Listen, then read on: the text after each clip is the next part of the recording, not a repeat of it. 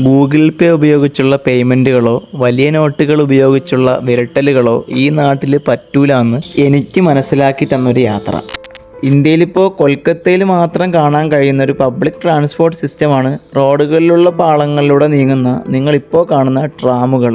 ഈ ട്രാമിൽ എൻ്റെ യാത്ര പകുതി ദൂരം പിന്നിട്ടപ്പോൾ ടിക്കറ്റുമായി കണ്ടക്ടർ വന്നു. എൻ്റെ കയ്യിലുണ്ടായിരുന്ന 200 നോട്ട് കൊടുത്തപ്പോൾ അദ്ദേഹത്തിന് ചില്ലറ തന്നെ വേണമെന്ന് വാശി പിടിച്ചു. ഗൂഗിൾ പേ ഉണ്ടാന്ന് വെച്ചപ്പോൾ അതുമില്ല.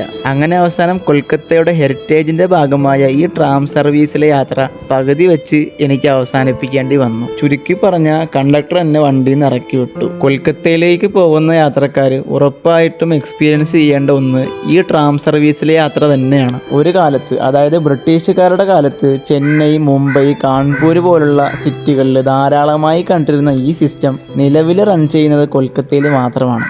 എന്തൊക്കെ പറഞ്ഞാലും ഇതിലെ യാത്ര വല്ലാത്തൊരു വൈബ് തന്നെയാണ്. മേലെ പറഞ്ഞ കാര്യങ്ങൾ കൂടി ശ്രദ്ധിച്ചാൽ ഇതുപോലുള്ള അനുഭവങ്ങൾ നിങ്ങളുടെ യാത്രയൊന്നും ഒഴിവാക്കാൻ പറ്റും. അപ്പോൾ കൊൽക്കത്ത യാത്രയിലെ പുതിയൊരു എപ്പിസോഡുമായി വീണ്ടും കാണാം.